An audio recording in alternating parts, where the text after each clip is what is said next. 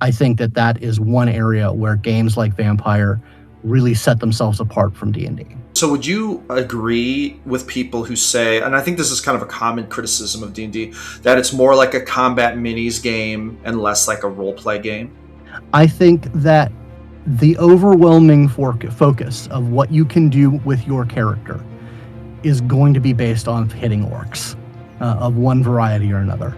The majority of your stats are leaned towards there. It's not to say that that's the entire thing. You have social skills, you have things, but the systems behind them are not as well developed and they don't give you a good back and forth. It is you hit the DC or you don't, whereas there's a lot more nuance in other systems that put their focus on the social interaction, on the role play.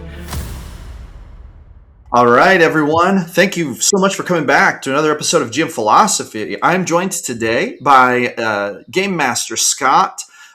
Scott runs World of Darkness. He is a pro GM. We're definitely going to want to talk about that. He also runs other non-D&D systems. And we're basically going to talk about a lot of basically non-D&D systems today and whatever else happens to come up. Scott, thank you so much for being on the channel. Maybe take a minute, just introduce yourself. Sure thing. My name's Scott Cuban. I'm a pro GM by trade right now. I've been doing it full time for the past year, essentially. And I got my start in role playing around the mid 90s. I started with Vampire the Masquerade and a lot of the World of Darkness lines as well. But I've done everything. I've done, tabletop. I've done live action of all kinds and varieties. I've played. Role playing is a huge part of my life. It's my favorite hobby in all of its forms. And I'm really enjoying the opportunity now to do it essentially as my job. It's really fulfilling, and it's a lot better than sitting behind a desk in a cubicle. Nice. All right. So in the world of non-D&D systems, Scott, what's your favorite? So what do you got going on right now? Right now, I'm running two main systems. The first is the World of Darkness, which primarily Vampire the Masquerade, which is kind of a modern horror setting where it kind of takes the idea where you're, a hero going out and slaying monsters in some fantasy world. It says, no, you are the monster and you live in the modern world, or a slightly darker version of the modern world, getting more and more close to the World of Darkness every day, if I may get a little bit political. And then there's the other one that I really enjoy and I'm currently running is called Trinity Continuum, which is a science fiction world that has multiple eras and multiple genres of science fiction. So you've got sort of modern day kind of heist, very action-oriented leverage, and then it goes slightly a little bit into the future with superhero, and then even further into the future with space opera, and then it can go even to the past with pulp adventure or steampunk. And they've got every variety of sci-fi that you like, and those are my two main worlds that I run off. Nice. Okay, so first thing is, what inspires you to want to run in these worlds instead of Dungeons and Dragons, right? We all know Dungeons and Dragons is very popular, but I mean, obviously there's other systems. What inspired you to do that? Well, I think I really prefer things that are grounded in the real world. Obviously, vampires aren't real, werewolves aren't real, people don't have psychic powers, but I think the capacity to tell stories that are more directly relevant to our lives and the world that we live in is just a lot more that's what I enjoy. And I mean, I've played D&D, I've played fantasy, I've run D&D fantasy, all that. I enjoy them greatly. I just think that I get a lot more personal fulfillment about telling the types of stories that directly relate to the world that we live in. Nice. Okay. No, that makes sense. Do you think that your players agree? Is that why players play these systems, do you think? I think that's a big part of it. I think for World of Darkness, there's a lot of appeal in playing to the darker aspect of things, where you can get through some sort of negative emotions or negative situations that really kind of come to life in these settings where you're playing something that is very morally conflicted and very more ambiguous in, are you the monster, are you the hero, what is your role in the world, are you a detriment, or are you trying to strive to do something better, even though you're burdened with darkness and curses? Nice. Okay. So how long do these, like when you run in these systems, how long is a typical campaign? It varies. Sometimes it can be a very short scenario where, you're trying to achieve a specific goal, like take power in the city that you're in, or it could be a longer term thing where it's less focused on an overarching goal and it's more about the night to night struggle of who you are and what you're doing. On the other side of things, in like the Trinity universe, the more sci-fi things, could be it also varies. There's the specific mission that can last 6 to 10 sessions, or it could be a long running campaign that can take several years to play out. Mechanically, I do know a bit about Vampire the Masquerade, just a little Mm-hmm. bit, but the other one I don't have any concept of. Could you tell us a little bit about the mechanics of these systems? Just like what Sure. makes them different from 5e D&D? Right. So both of them are dice pool systems. Both of these games were originally created by White Wolf. White Wolf, it's gone through various variations in the past. Different people have owned it, but the Trinity universe came from White Wolf, and it got purchased by a company called Onyx Path. And they're both dice pool based systems, meaning your character sheet is going to look like a bunch of dots. Basically, you have your attributes, and there's a dot rating in that, and you have your skills, and there's a dot rating in that. And to do most tasks, you're going to combine an attribute with a skill and roll that number of d10s. And depending on the system, it either could be 6 and above and 7 and above for Trinity Universe or Trinity Continuum is going to count as a success. And you determine whether you succeed or fail by the number of successes. So difficulty is generally going to be a number of successes that you have to hit in order to have considered to be successful on the action. Okay, gotcha. Are these so? Is this generally like an open-ended DC, or is there a predetermined success DC? Sometimes it's predetermined. Sometimes it's depending on what you're doing. Sometimes a specific power will call for a specific difficulty to hit, or sometimes it's just up to the storyteller or the story guide. It really sort of depends on if it's a very simple thing that still has some risks. That could be a difficulty 2 or a difficulty 3, going all the way up to like 7 or 8 or 9 for things that are nigh impossible.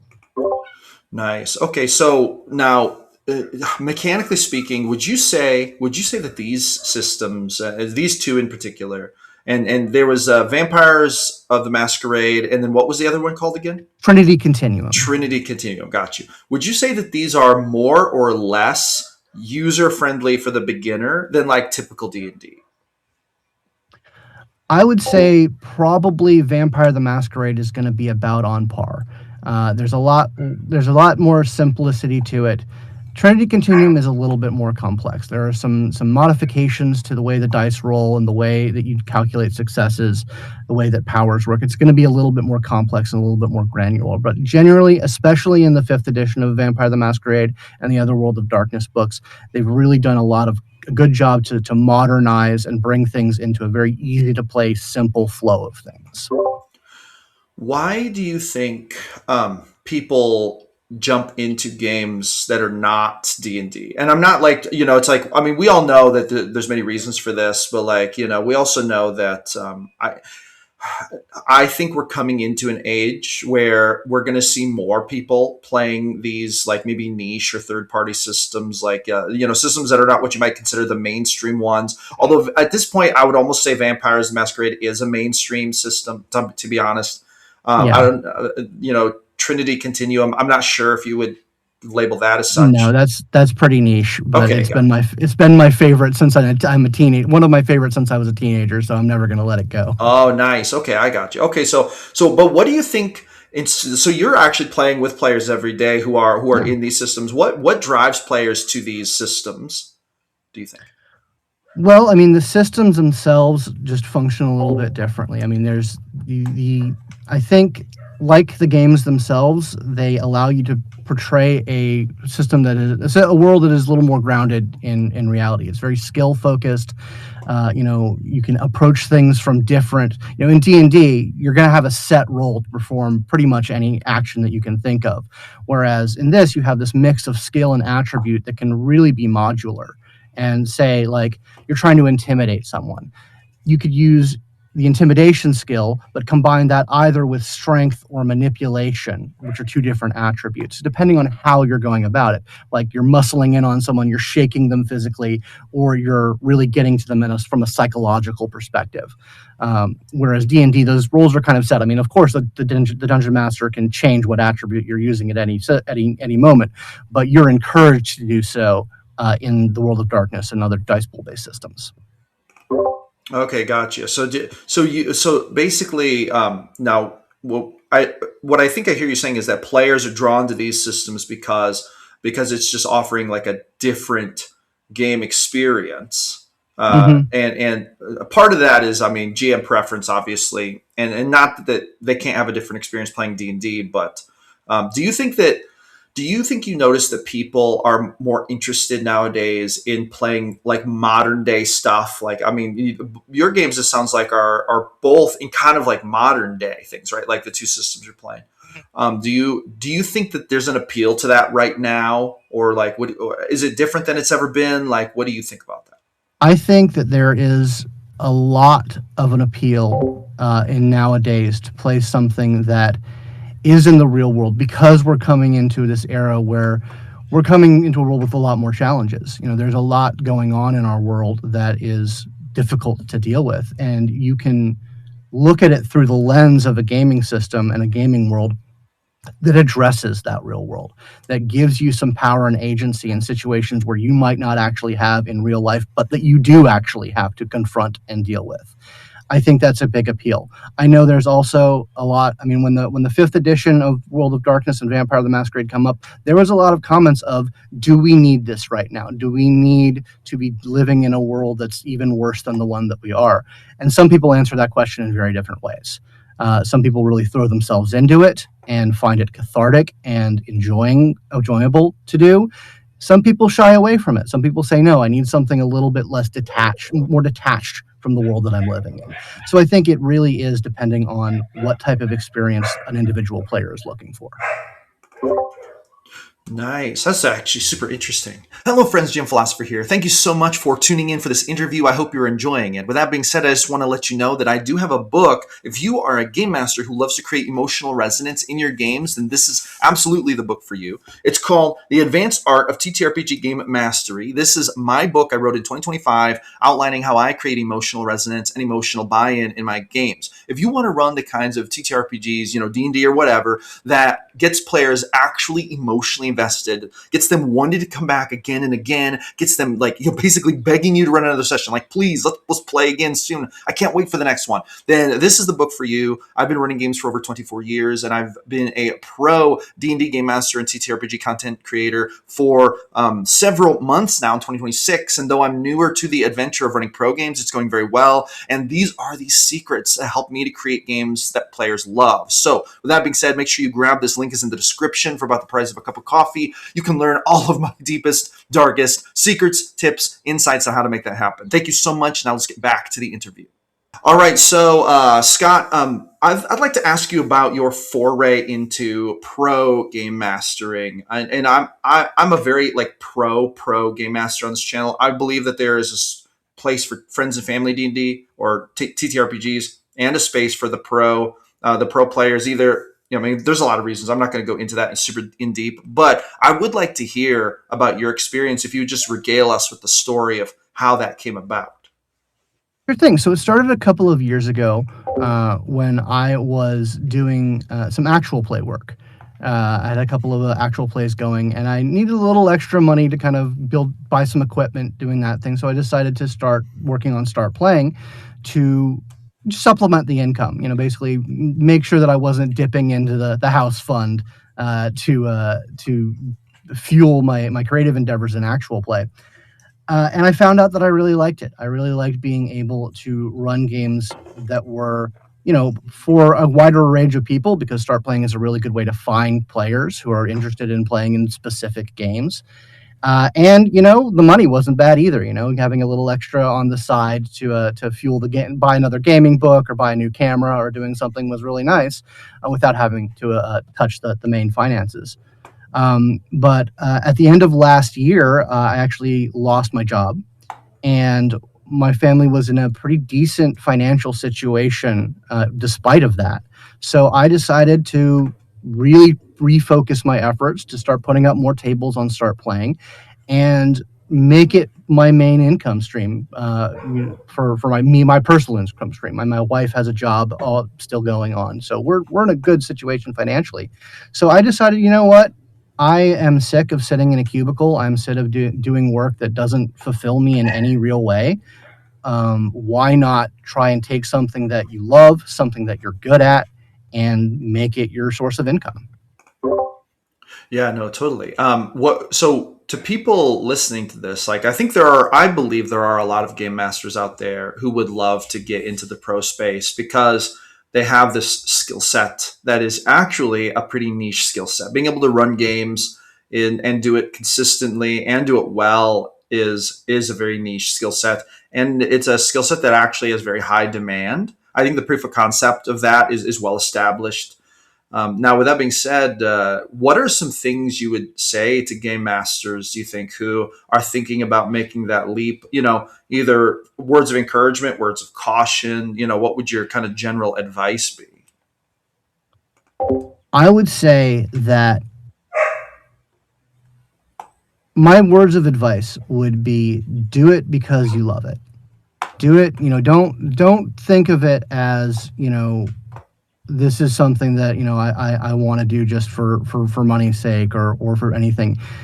Really enjoy it because you are enjoy it for the act of it, because it's one thing to game for your friends and your family. It's one thing to, spend your pastime doing this. It is another thing to be doing it for people who you may not know. I mean, I have a mix of people. I have some friends who play in some of my paid games, but I have people who are just, randos on the internet. And you really have to be in it for the love of the game to be able to run for a multitude of different types of people that maybe you might not have at your home game, but not because they're a problem or anything. It's just, they're a different sort of person that you generally hang out with. And you really have to love doing it for itself in order to get through that hurdle of getting used to playing with people that you don't know. Yeah, no, totally. How many games do you run a week, would you say? Right now, I have 5 games running. I've got one of them is ending pretty soon. So I'm going to be swapping that in for another one. I'm running some polls on my own Discord server to see what people might be interested in playing. So that's currently up in the air. But yeah, so generally I run about 5 games a week. I generally run my games on a bi-weekly schedule, just because that gives me a little more time to prepare, a little bit of time. But I do tend to run generally 5 games a week. They might be different tables, different games, but that's generally my schedule. Nice. Okay. Do you ever get burned out? Do you ever face any gym burnout? Not really. I think the fact that this is what I am doing, I did get a lot of burnout when I was working a 9 to 5, where I really could only maintain like maybe 2 or 3 games a week before getting burned out. But now that it's everything that I'm doing, well, when it's the majority of what I'm doing with my professional time, I find that I really just have an infinite well, because I'm doing what I love and I'm not doing something else that is taking up my time and my energy. Yeah. Do you feel like 5 games is sort of the max, or do you plan to add more games, or how do you feel about that? No, I tend to add more. I plan to add more games. My evenings are pretty spoken for, both with games that I'm running professionally and other like games that I'm running privately, and just other stuff that I'm doing with my life. But I am trying to find that rare, afternoon slot. I'm trying to fill in some games that run in the afternoon, which is a lot harder. Not a lot of people are looking for that slot. But I think I have the gas in the tank to run even more tables than I have now. It's just finding the right time to do it. No, for sure. Ideally, now that you've been in this for a while, what do you think would be your max number of pro games that you would run? Per week, I think I might tap out at around like 8 to 10. Yeah. I think that's probably in terms of like sessions per week. I think that might be where I tap out in terms of what I can do. No, totally. That makes total sense. Okay, so tell me a little bit about your experience running the games and what kind of players you tend to have. Like, um, are you tending to find that you mesh with a specific type of player? Do you have a huge range of players? Tell me a little bit about that. I think the commonality of all of my players is that they are interested and involved in the systems and the settings that I'm choosing to run in. I find that people are big fans of Vampire or Trinity, and communities for those games really finds that sort of common link. But beyond that, I think, yeah, there's a lot of different people. I've got people who are young, people who are maybe school age, college age, or high school age in my tables. I've got older people, people who have to pause game to talk to their kids every now and then. And from all different walks of life. I think that it's great, but I think the common thread is that everyone's really invested in the game and the setting and the types of scenarios that you can run through in those systems. So, do you ever have? So, this is interesting. I want to ask other pro GMs this and people who are running multiple games. Do you ever have personality conflicts, player to player, in your games? Is that a thing that comes up very often for you? Very rarely. I make it pretty clear when I start running games that I try to foster an environment of cooperation, an environment of, if there's conflict, we talk about it above the table before we let it get too deep into the play. And I make sort of my boundaries as a game runner pretty clear in terms of what I will and will not tolerate, and having that sort of above the table conflict between players is something that, if I make it clear that if it goes on too long, then we're going to have another type of conversation, because it's my job to steward everyone's fun, and if there's a player at the game that's making that difficult, then I have to address that. Yeah, no, that makes sense. So this is a question I really want to ask you, and I'm very fascinated by this, and it's sort of along the lines of that. So, okay, do you ever do you curate your groups ever based on like the players and like what style they might like? Do you or do you find yourself just kind of putting together the players who are available who sign up, and then you guys figure out your style, or what's your approach to that? My approach to that is, obviously it depends on whether I'm running with people who I've played before. Hmm. If I'm running with some of my regulars, people who have been in multiple games of mine, I can put that table together pretty quickly. If I'm running with like a mix of people who I have played with and don't, or just most people who I haven't played with before, I run a session zero for every table that I run, and that is a big help in determining what type of game, what type of story I need to craft in conjunction with the characters that they're making. And even then, beyond that, if I'm unfamiliar with the player, it may take a session or two for me to really get a handle on, okay, what type of story are you going for? What type of character experience are you going for? And how do I put that together with the other characters and stories that are at this table so they can tell something that I'm able to spread out the spotlight and, give a unique experience inside of a collective experience that will best make your fun at this table the highest it can be. Nice. Hello, friends. Jim Philosopher here. Listen, I have been a pro paid game master for several months now. I started my business in January of 2026, and then I went full time in March. How did I do it? I actually wrote a book all about that, the Pro GM's Guide. Listen, this book I wrote detailing how I went from having zero pro games at all to going full time running pro games. Now, keep in mind, running pro games isn't my only business. I have 5 full pro games going right now. I also do the YouTube, obviously, and I sell products. With that being said, I am highly confident that with the methods I've outlined in this book, And of course, this book is kind of based on using start playing games as your platform, but you do not have to do that. There are ways to get around that, and this book will be useful to you even if you're not using start playing, but it's specifically written with start playing in mind. And if you want to turn your love for the hobby, your talent for running games, into either a like beneficial side hustle or even consider going full time, then this is the book for you. All the crucial tips, tricks, trial and error, all the stuff I learned trying to figure out how to make it happen, I have put into this book. If you have aspirations of being a pro game master, this is absolutely something you need to add to your bookshelf. Grab this. Link is in the description for about the price of 2 cups of coffee. You can add this to your repertoire. Once again, thank you so much for watching the channel and the interview. And now let's get back to it. All right, so the next thing I want to ask you is, as a game master who is running systems that are not D&D, this is maybe a little controversial. Feel free to speak your mind here. I love a little controversy. Are you critical of some of the mechanics and the ways that D&D is doing things? Does that play any part in you choosing to run different systems? I want to hear your take on this. I think it does. I think, not to disparage D&D, but my experience with D&D is that the mechanics are very much focused on number go up and thus things get better. That seems to be like, it's all about increasing numbers so you can increase your statistical chance to do the thing that you're doing, primarily combat.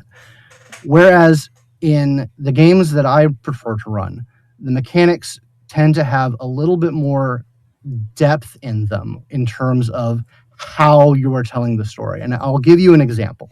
I could go on and on about the various different ways that mechanics influence how a game is run and how it feels. But in Vampire, you have plenty of stats that are, pure statistics. You raise your number of dots in it, and that's going to help you to roll more dice and get better successes. But you also have a mechanic, and the one that I'm going to focus on in Vampire is the humanity rating. You have a rating in humanity from 1 to 10, and that determines so many different things about how you interact with the world. The higher your humanity, the more person-like you can be. Like your ability to appear like a human, to not look like the walking corpse that you are, is based on your humanity. Your interaction with mortals is somewhat based on that. And how much you can lose of yourself is gauged by your humanity. Things that you do in game will risk you dropping that score and becoming more and more monstrous. And that is beyond, in my opinion, statistics and game rolls. That is a guide for you. You can look, say, okay, I've dropped from humanity 7 to humanity 6, and there are guidelines about like what that means to you as a person. You start seeing people less as people and more as food. You are going to tend to go towards the more brutal and violent option when dealing with problems, because you've lost that bit of yourself that has empathy for other people. And I think that is much better represented and guides play towards the type of story that Vampire spells, which is the sort of the eternal struggle between what you were and what you've become, is a core component of the game. And to have a mechanic that is so deeply tied and deeply representative of that struggle is something that I don't find in D&D. Just in the times that I've played it and in the times that I've run it, there's nothing that deep and focused on the pure role play of the game. I think that is one area where games like Vampire really set themselves apart from D&D. Okay, got you. Would you agree with people who say, and I think this is kind of a common criticism of D&D, that it's more like a combat minis game and less like a role play game? I think that the overwhelming focus of what you can do with your character is going to be based on hitting orcs of one variety or another. The majority of your stats are leaned towards there. It's not to say that that's the entire thing. You have social skills, you have things, but the systems behind them are not as well developed and not, they don't give you a good back and forth. It is, you hit the DC or you don't. Whereas there's a lot more nuance in other systems that put their focus on the social interaction, on the role play. Um, the combat system in Vampire is incredibly, like, it is not the focus of the game. It's there, you can do it, but in general, if you get into a fight, that means something's gone wrong, or you've chosen to take the violent and very risky path of engaging in violence. Where the system in Vampire supports politics, intrigue, social mechanics, and social interaction. Okay, so it's almost like flip flopped from D&D is what Mm-hmm. it kind of sounds like. Yeah, very interesting. Do you ever have players try to play Vampire like a combat board game? Yeah, I mean, some players, I mean, especially, I think particularly ones that have spent a lot of time in D&D and other types of games like that, do look at as, okay, this is a combat encounter. This is like, here, how do I be more physically dominant? And that is a way to play. I mean, that is definitely a way to play. It is the world of darkness. It is violent. It is brutal. It is deadly. But you're going to find that people who play that way are going to miss out on the real mechanisms by which they can succeed and gain power in that system and in that setting. The way those settings are looked at, the people who are running the society will take that and see all you are is a tool. Are you all is something that I can point at my enemies and you're expendable and I can play you like a card. Whereas you have someone who's a bit more socially acumen and they might think of you as an expendable tool, but they have some blackmail information on me. They know some secrets about what I did, or they have access to the newspapers, and I can use that. So you become less of an expendable tool and more of someone who can have some back and forth, someone with longevity, as opposed to someone who is focused on the violence and focused on the combat and will most likely burn out of their own accord. So why not do it for my purposes? Gotcha. Okay, no, that makes total sense. Okay, very interesting. So when you talk about it in those terms, it definitely does sound like uh, in that system it rewards thinking ahead, thinking about. It's not just about being the most powerful. It's about leveraging different social systems for. Interesting. So you think the mechanics of that system do a pretty good job of like supporting that? I think they do. I think that they definitely put more emphasis on how you can manipulate or control someone, as opposed to how far you can shove your fist into them or how well you can shoot your gun at them. Um, and I think the fact that the combat is genuinely risky. When you decide to engage in combat or when a combat happens to you, you don't have a huge pile of hit points. You have a very small number of what they call health levels, and those go away pretty quick. So you want to be able to fight decisively. You don't want to fight fair. You want to resolve it as quickly as possible, because every dice roll could lead to either your character taking the type of damage that is really hard to deal with to heal and get back from, or someone could roll the GM or another player, because PvP is a thing and sometime in those systems. Someone can roll really well and you are taken out in a real way, either permanently or in a way that it's gonna cost you to come back from. Nice. Is there a in your games is there like a religious or supernatural element or anything like that, like a divine thing, or is that not really an element in those games? Well, in Vampire and in the other world of Darkness, but Vampire specifically, vampires are the result of the curse that God put upon Cain, the first murderer. His punishment for killing Abel was to become a creature of the night that drank only blood and ate only ashes, and was a blight upon the world. And that is all vampires supposedly. It's actually pretty mysterious in the setting. No one knows if that's the case for sure, but that's what people generally believe in. So vampire specifically, absolutely, there's a religion, and it's Yahweh. It is very Abrahamic monotheistic. Other settings in the world of darkness has a different perspective on it. There's not really any of them that are that specifically Judeo-Christian, but there are gods. There are great spirits, things in the world that people can have a religious affiliation with. And yes, so I would say that there is definitely a religious aspect to it. In the other game that I'm more that I play, Trinity, less so. It's a science fiction game. It's more of a, and it's kind of an afterthought. Yeah, you can believe in God, but that doesn't really have much effect when you're fighting an alien who's coming to take over your planet.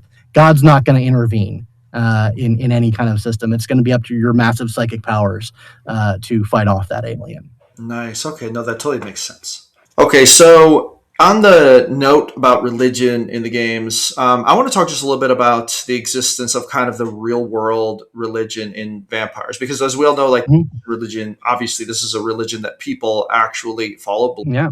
Some people very devoutly.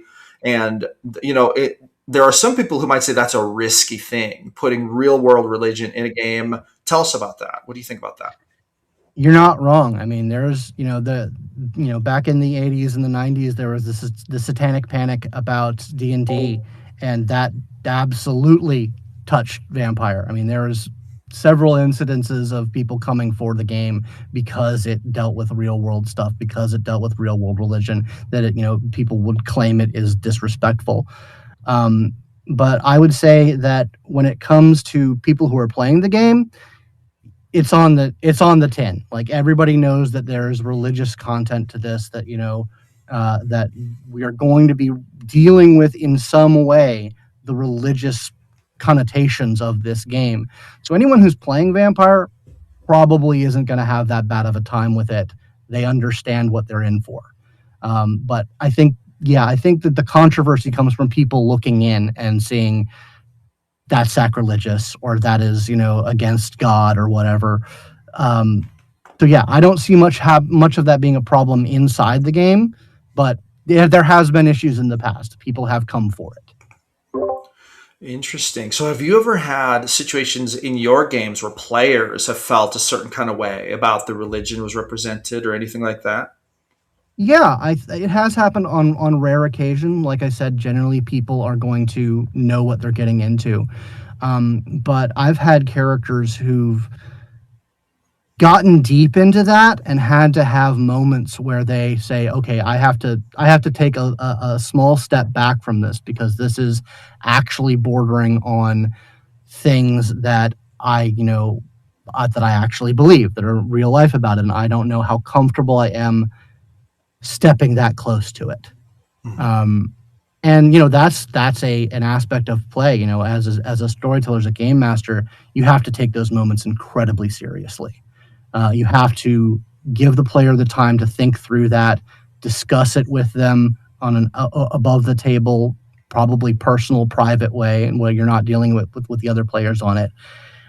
And you have to be able to recalibrate. If they say this is getting a little too close, we need to back off of this aspect of the game. And I think that's a very important skill to have as a game master, the flexibility to make sure that your players are comfortable with the content of your game. Yeah. Do you ever, so how much of a role do you take? Like okay, so this is I'm very interested in this. So how close do you ever come to role playing God? Like the God of the Christian religion, literally? Or is that not really in the game? Like, what? No, I mean it's a thing. There's some characters who can have what they call in the system true faith, which is a genuine, heartfelt belief in God, or it's not necessarily Christian God. Some people can have true faith in, Hindu gods or anything. It doesn't clearly define it as Yahweh, God of the Bible, but in those instances, if a character has that, then you have to portray that connection. You have to play that, and it is. I don't think I have ever played capital G God. Mhm. I've never given voice to God, but I have given like a feeling or an intuition or a connection to something numinous and otherworldly that could be God. But I've never put on my story hat and say, this is Yahweh speaking. Yeah. You've been messing up. Yeah, interesting. So interesting. So do you in real life, and if you are down with talking about this, do you Mhm. have religious beliefs for yourself in real life? No, I am an atheist. Okay, I okay, gotcha. have personal religious beliefs. Um, it just never really made sense to me, so it's never something I've explored. But especially for role playing things like Vampire, you do have to kind of get into it and research it, so because it's a part of the world. And it's a part of what your players are going to be interacting with on some level. So I'm not ignorant of religion, but I don't follow anything like that in my life. Gotcha. Okay, so there isn't really for you like a conflict of interest, you might say, like, and then also it sounds more like it's kept very veiled. You know, the religious Yeah, things. yeah, Kind of, that makes it is. sense. Yeah. It's spoken like, yeah. They never. I mean, there are instances, like there was an instance in an older edition of Vampire, where it was sort of this apocalypse scenario when they said, like, okay, in this scenario, yeah, it's God. God's doing a thing. God has decided to wipe the world clean of vampires. That's what's happening in this scenario. But that was one of a couple different scenarios. Hmm. They never came out and said it, other than in that very specific scenario, that, yeah, we're putting our cards on the table. It's God, capital G, and he's doing something in the world. But most other times it is left very vague and very up to your interpretation as a game master and the interpretation of the player's individual characters, what they believe and what it is that they're actually encountering. Yeah. Okay, so I want to ask you another thing about just running games in general. What do you think, in your experience, most game masters, especially new game masters, what do you think is maybe the most overlooked thing that game masters have to do well? You know, a thing that a lot of game masters might miss. What's your take on that? I think that probably the thing that the newer game masters need to really keep in mind is that, when you run a game, when you have a game that you're running, and this is agnostic to system setting or anything, it's really easy to get dialed in on the scenario that you want to run. It's really easy to, think of it like kind of a novel, that you're running through.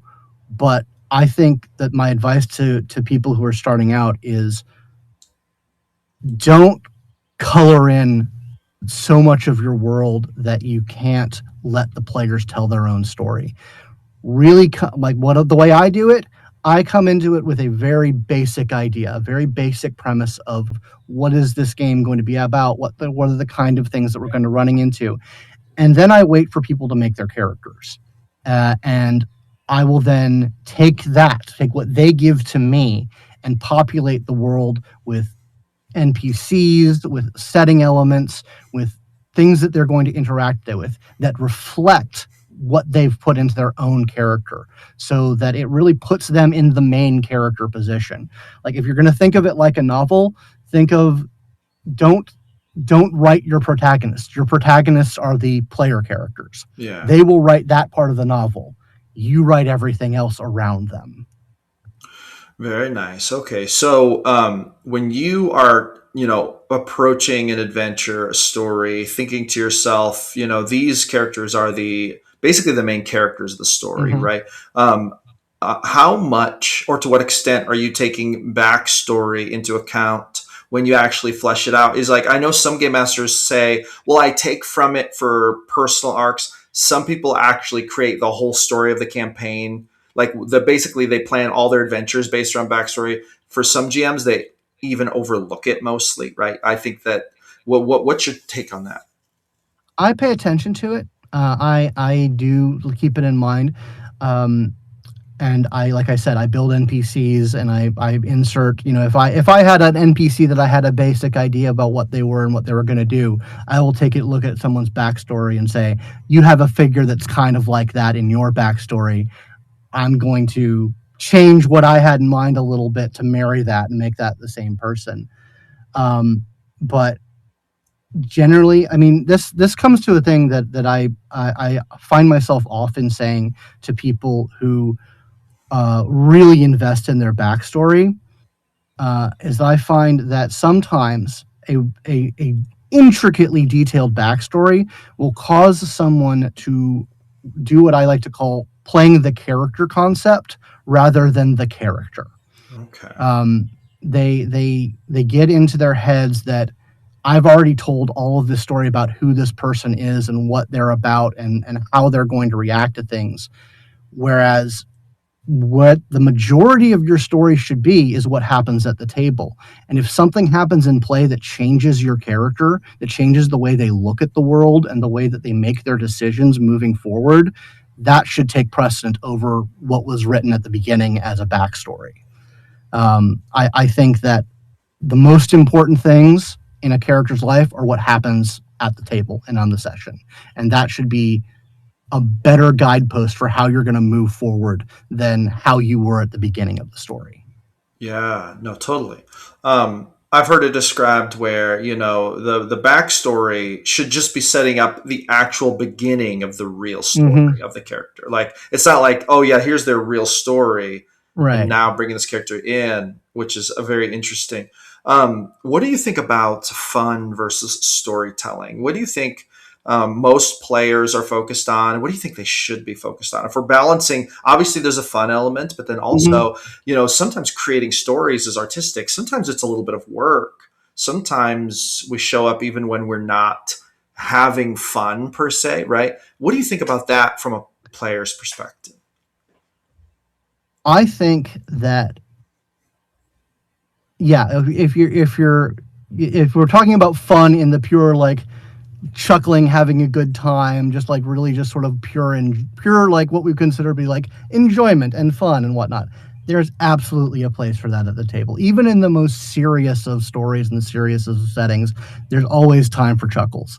But I know I have fun when things are serious and things are real and we're dealing with real emotions. That I think there might be a difference in fun versus fulfillment.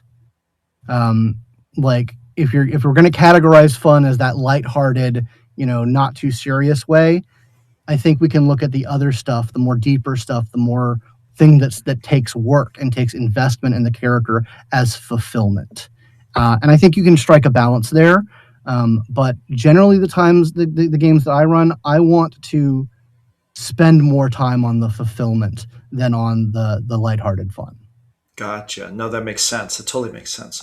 All right, Scott, we're coming up on a good time to wrap it up. Would you tell people if you have any, if you have any links to things you would like people to visit, what would they be? And then we'll make sure to drop them in the description. Sure, absolutely. Obviously, my profile on Start Playing. That's where you can find all the games that I run as a pro GM, and there'll definitely be a link to that.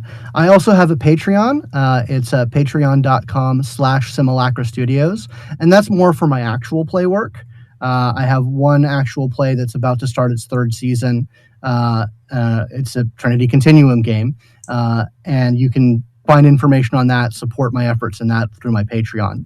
But yeah, those are the two main avenues by which you're going to come in contact with me and perhaps get to do stuff with me. Very nice. Awesome. Well, Scott, thank you so much for coming on the channel, talking about these things. Really appreciate it. Appreciate hearing about some of these other systems, especially in a time when there are people who are a little disgruntled with how Wizards of the Coast is doing things. I think there are some people looking looking for some other systems. So really Yeah, awesome. Yeah, yeah. I could certainly talk about that and why I'm not heavily invested in D&D. It's a lot to do with how Hasbro runs their business. So Uh, yeah, Sounds like a topic for a future conversation. I would love perhaps. to hear more about that. All right. Well, thank you so much, Scott. And to those of you watching, thanks so much for tuning back in. Make sure to roll some D100s for me at your next game. GM Philosophy is all about empowering game masters to run better games. We will see you awesome people on the next one.